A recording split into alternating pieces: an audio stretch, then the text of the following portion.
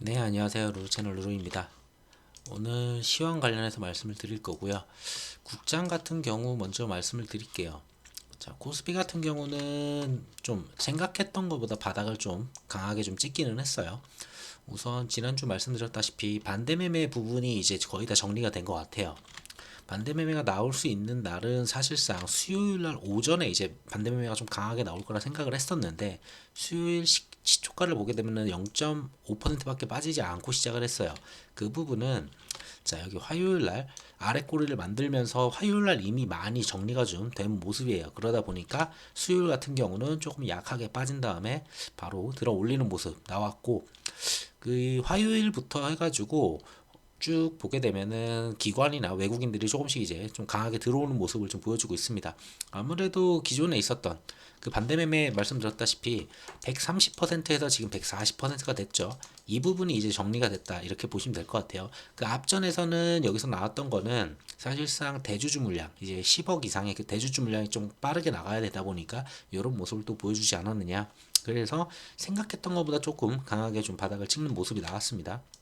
자, 그리고 한 2, 3거래일 만에 지금 우선은 원했던 위치까지는 돌려주는 모습이에요. 2280포인트가 저는 이제 중요하다고 말씀을 계속 드려왔었는데 이 부분에 이제 안착을 했다는 게 저는 중요하다고 보고 있고요. 자, 여기서 이제 안착한 다음에 이탈 없이 여기만 좀 잘 버텨준다면은 자, 이 구간 박스권 앞전에 이러한 박스권이 있듯이 자, 여기서 이제 또 박스권에서 움직일 가능성이 높아졌다고 보면 될 것 같아요. 이평선은 241선까지 솔직히 지금 당장은 어려워 보여요. 당장 움직이기에는. 뭐 실적들이 이제 나오기 시작할 텐데 실적들이 굉장히 잘 나올 가능성은 낮아요. 우선은 이번 1월에 나오는 것들은.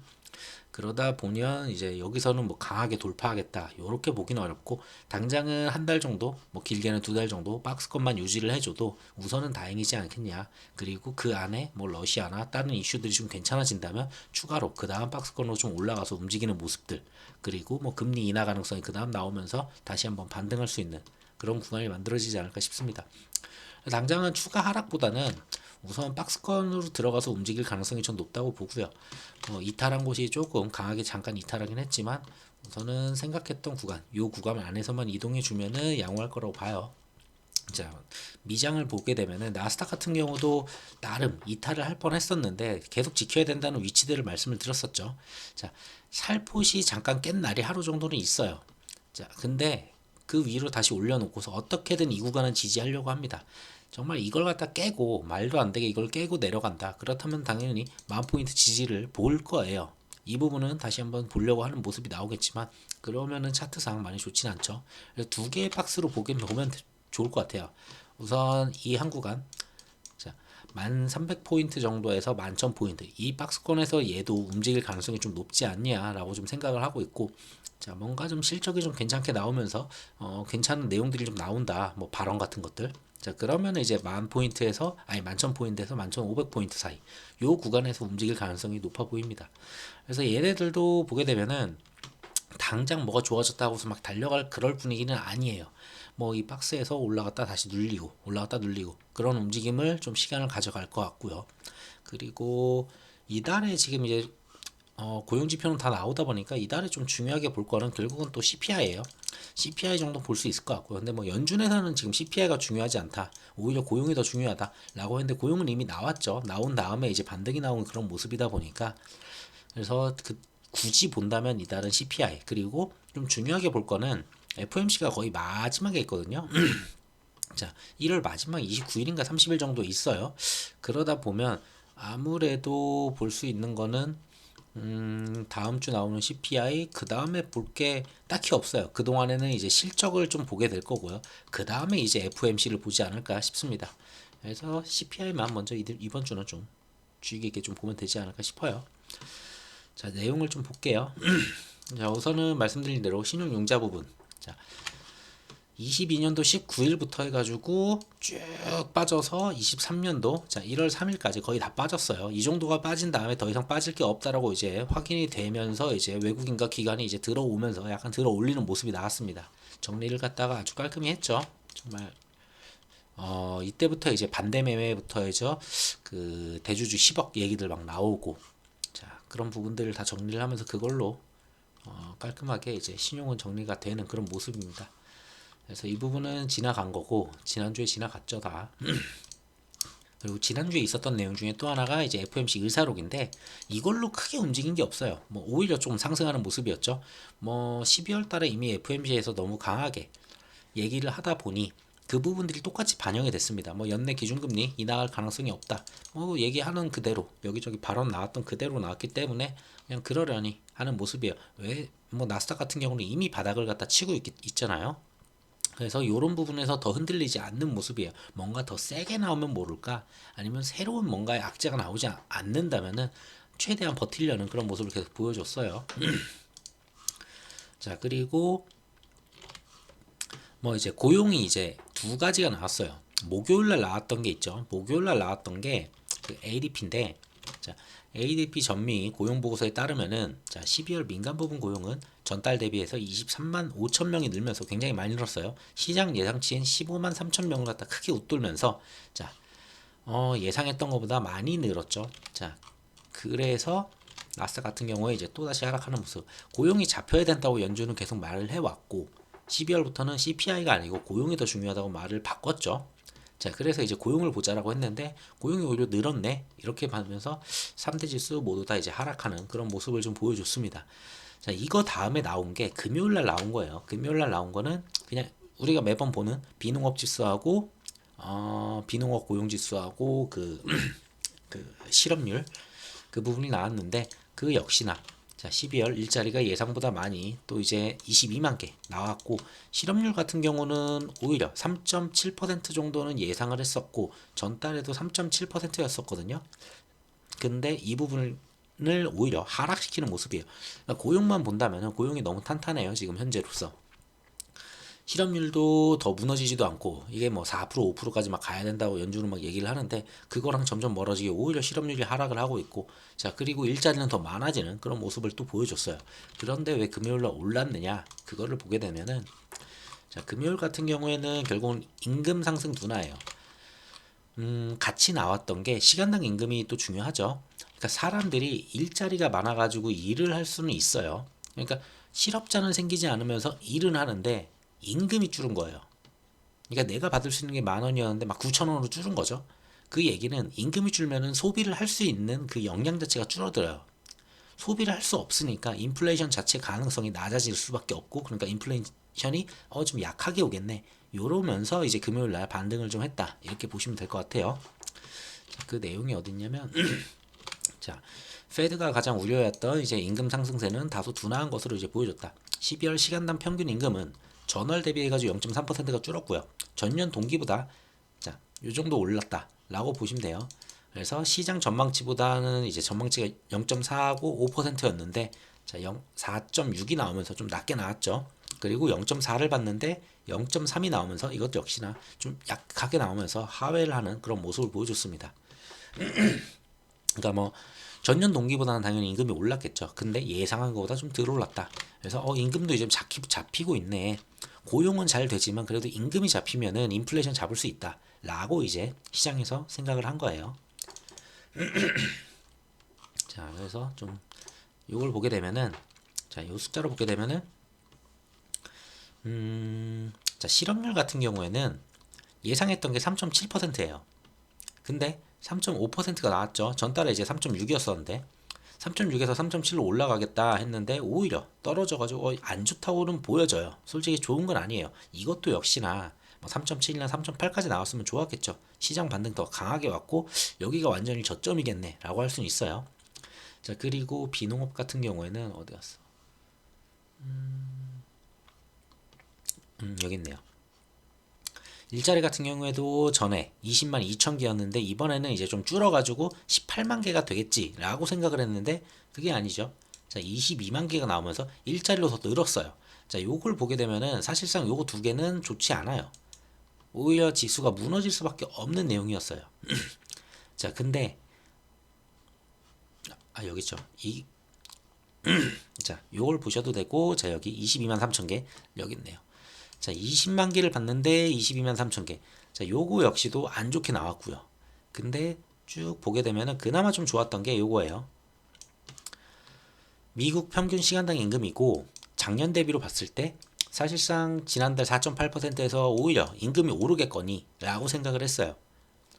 자, 임금이 오를 거라 생각을 했는데 임금이 오히려 더 줄어드는 모습 4.6%. 여기서 이제 이거를 호재로 이제 받아들이는 걸로 보여집니다. 그래서 전달 대비해도 4.0.4에서 0.4 정도 똑같이 나올 거라 생각했는데 오히려 0.3으로 줄어드는 모습. 요 두 개가 오히려 이 악재들을 갖다가 오히려 좀 방어해주는 그런 모습이었고 오히려 여기서 이제 반등을 했다. 자, 그래서 이 고용 부분은 어쨌든 이번 달에 나올 거는 이미 다 나왔죠. 자, 여기서 반등이 나왔기 때문에 더 이상 추가적으로 할 얘기는 없어요. 자, 이걸 가지고서 뭐 연준 위원들이 하나씩 나와가지고 가끔 발언하는 곳들이 있죠. 그런 곳에서 좀 안 좋게 얘기하면 한 번씩은 무너질 수는 있을 거예요. 근데 이걸로써 오히려 요 내용으로서 좋게 얘기를 한다. 자, 그러면 오히려 상승할 수 있는 모습을 만들어낼 수가 있다고 봅니다. 그래서 이거는 해석하기 나름이에요. 자, 이 세 가지를 가지고 얘기를 한다. 아니, 두 가지죠. 얘를 빼면은 어차피 똑같은 거니까. 두 가지를 가지고 얘기를 한다. 안 좋아졌다고. 그러면은 당연히 하락시킬 수 있고. 하지만 그 뒤에 따라오는 그 임금으로 같이 얘기를 해준다. 그런다면은 당연히 이거는 시장에 반등할 수 있는 그런 요건이 되겠죠. 근데 금요일날 같은 경우에는 요걸로 움직였다고 보시면 돼요. 그래서 딱 이번 고용 지표를 봤을 때는 정말 좋았다? 이것도 아니고 정말 나빴다도 아니에요. 이걸 보면은 나빴는데 임금을 보게 되면 괜찮거든요. 또 임금이 좀 줄어드네. 그래서 크게 문제가 되지 않으면서 좀 넘어가지 않나 이렇게 좀 보여집니다. 자, 그리고 다음 주에 있을 내용으로 가장 중요하게 볼 거는 이제 목요일이에요. 자, 12일 날 목요일이고 저녁이죠. 그러니까 결국은 국장에 반영되는 거는 금요일 날 이제 반영이 될 거예요. 목요일 날 이제 미국 지수 좀 보시면 될 것 같아요. 자, 소비자 물가 지수가 있고요. 여기 소비자 물가 지수가 또 있죠. 자, 얘 같은 경우에는 자, 지난번에 7.1% CPI를 찍었는데 자, 이번에 이제 6.5%를 갖다가 예상치를 내걸었어요. 자, 여기에 6.5가 만약에 나온다 하면은 당연히 상승하겠고 자, 6.5%보다 내려오면 더 상승을 하겠죠. 자, 근데 여기서 6.5%가 안 나온다. 뭐 6.6, 6.7 나온다 하더라도 제가 봤을 때 지금 현재 나스닥이나 이런 지수나 이런 걸 봤을 때 크게 이미 빠져 있기 때문에 크게 우려가 되지는 않아요. 자, 그래서 생각 드는 거는 딱 하나예요. 7.1%보다만 낮아지면 된다라는 게 제 의견이에요.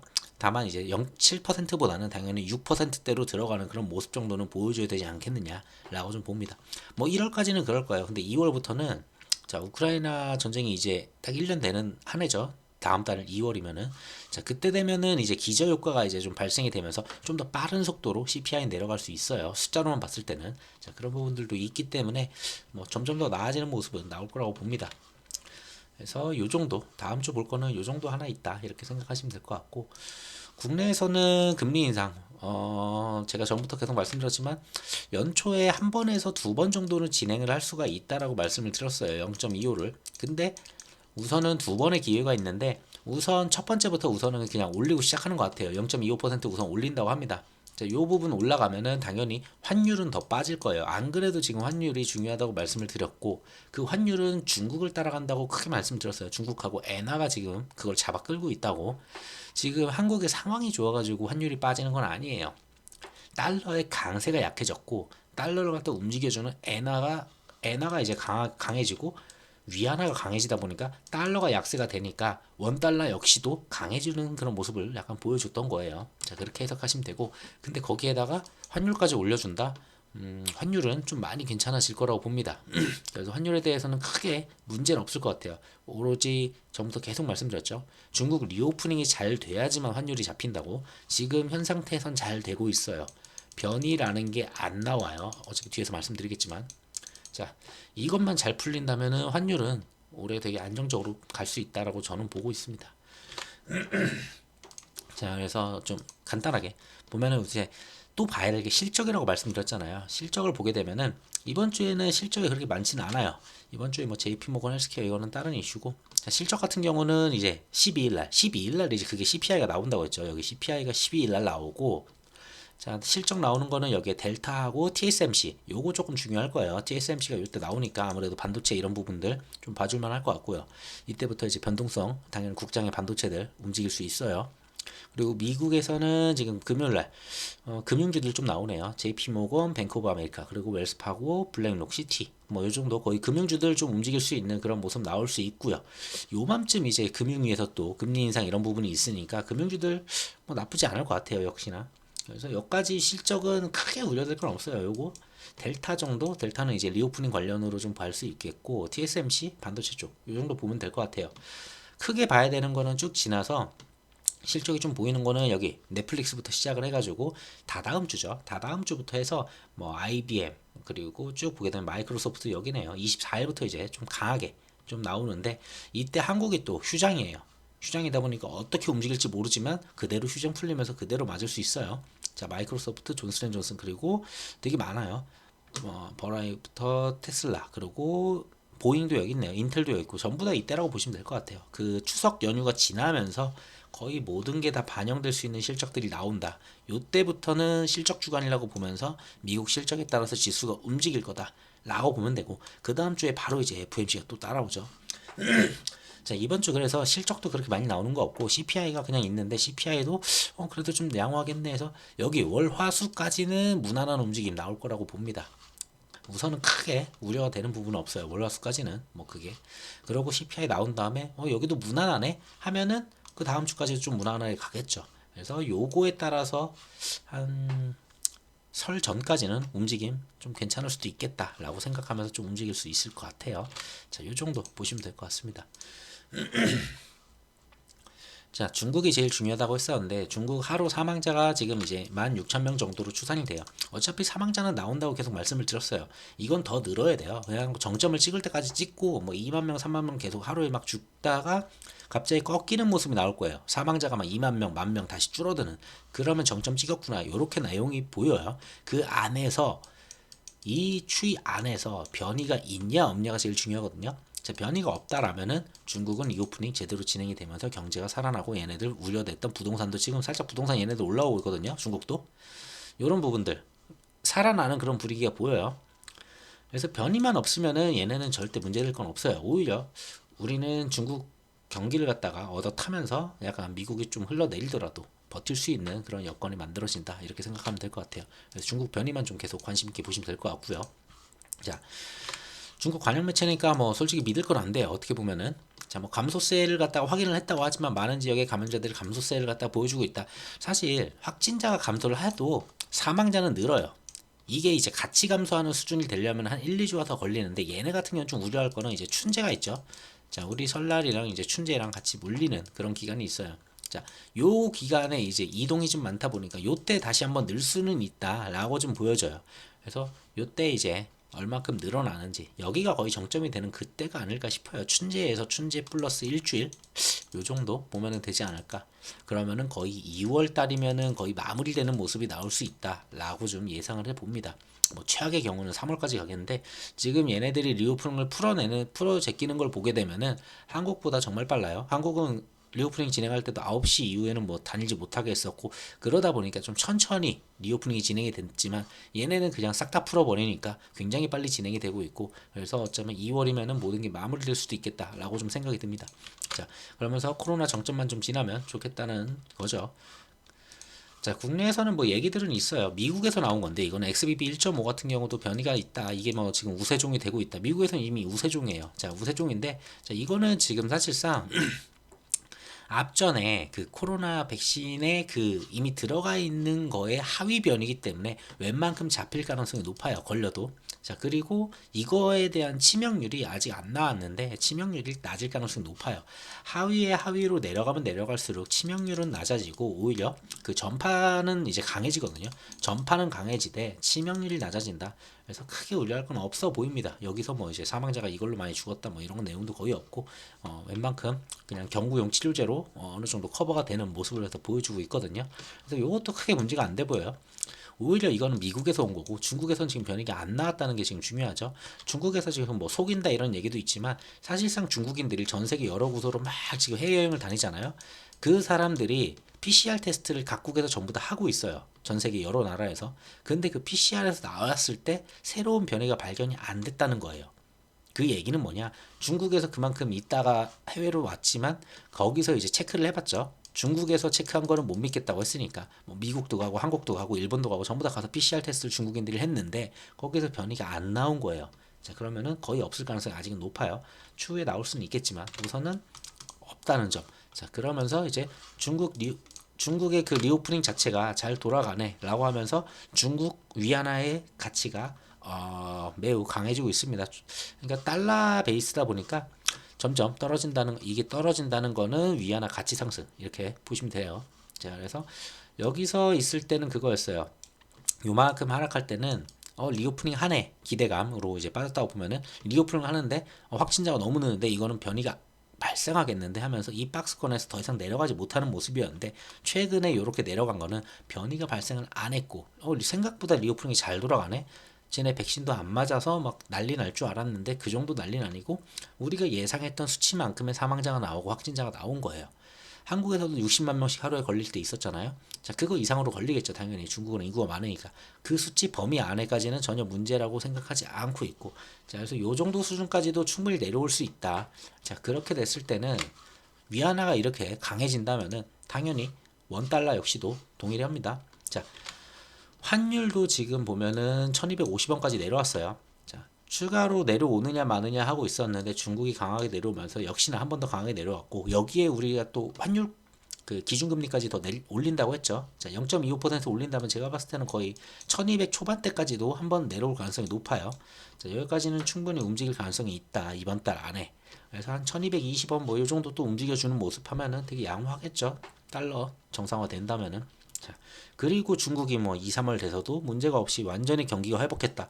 더 내려가겠죠. 거의 1180원까지도 가능성이 있다고 저는 봅니다. 환율 계속 내려갈 가능성 높다고 계속 말씀드렸어요. 그래서 이것 때문이라도 안정적으로 갈 수가 있다. 그래서 이 부분도 좀 되게 안정적으로 보여지고요. 결국 제일 지난주에도 정말 오래 얘기했던 것 같은데 중국 리오프닝이 무조건 잘 돼야 돼요. 우리는. 그거 잘못되는 순간에는 환율 바로 돌아서 미친 듯이 올라갈 겁니다. 바로 다시 막 1,400원, 1,300원대 바로 진입이 가능한 그런 부분이어서 자, 이 부분들 계속 꾸준히 변이만 나오는지만 계속 열심히 보시면 돼요. 자, 그리고 러시아 같은 경우에는 이제 푸틴이 뭐 36시간 뭐 성탄절을 껴가지고 뭐 이제 그때 이제 휴전을 하자 이런 식으로 얘기를 했는데 이거 뭐 말도 안 된다 얘기하면서 휴전이 진행이 되진 않았어요. 자, 뭐 진행이 되지 않았다 보니까 자, 우크라이나 전선은 이제 포성이 또 이어졌다. 자, 이런 내용들이 있고 자, 확전을 우려해가지고 미국이 뭐 패트리엇 미사일을 갖다가 안 주니 하다가 패트리엇을 줬는데 자, 거기에다가 이제 경량 탱크까지 이제 지원하는 모습이에요. 사실 미국 같은 경우는 전쟁이 지금 당장 끝나길 원하지를 않아요.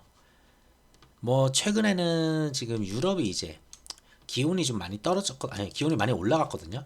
기온이 많이 올라가다 보니까 천연가스가 좀 안정적으로 가고는 있어요. 원자재 쪽에서 천연가스가 굉장히 빠른 속도로 지금 하락하고 있어요. 그 원자재들도 지금 굉장히 많이 하락을 하다 보니까 이번 CPI가 우려가 안 되기는 해요. 솔직히 말해서 우려가 된다 하더라도 2월 CPI는 진짜 좋을 거예요.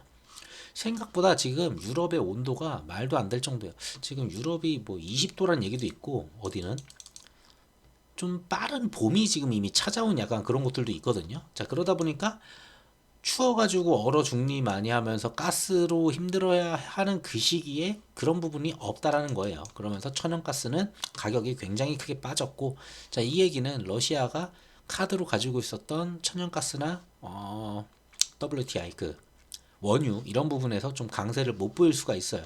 자, 그러면은 오히려 우크라이나는 여기서 이제 마무리를 하면 되는데 러시아가 힘들 때 근데 지금은 아니다고 보는 것 같아요. 그래서 경량 탱크를 더 지원하겠다 하는 내용이고 자, 미국 같은 경우는 전쟁이 좀 더 길어지면 길어질수록 아무래도 버는 게 많죠. 무기도 팔고 지금 꾸준히 여러 가지 팔죠. 원자재도 팔고 자, 그런 부분이 있으니까 좀 더 끌려고 하는 모습입니다. 자, 이게 언제까지 끌릴지 모르겠어요. 어느 정도 되면은 좀 마무리를 하지 않을까 싶지만 이거는 우크라이나 쪽에서 이제 발언을 했는데 러시아가 뭐 이제 50만 명 추가 동원령을 내릴 거다라고 합니다. 자, 진짜 내리는지는 봐야 될 것 같아요. 이 내용이 진짜인지 아닌지는 지켜봐야 될 것 같은데 자, 이게 만약에 진짜 또 진행이 된다면은 당장 전쟁이 끝날 가능성은 없겠죠.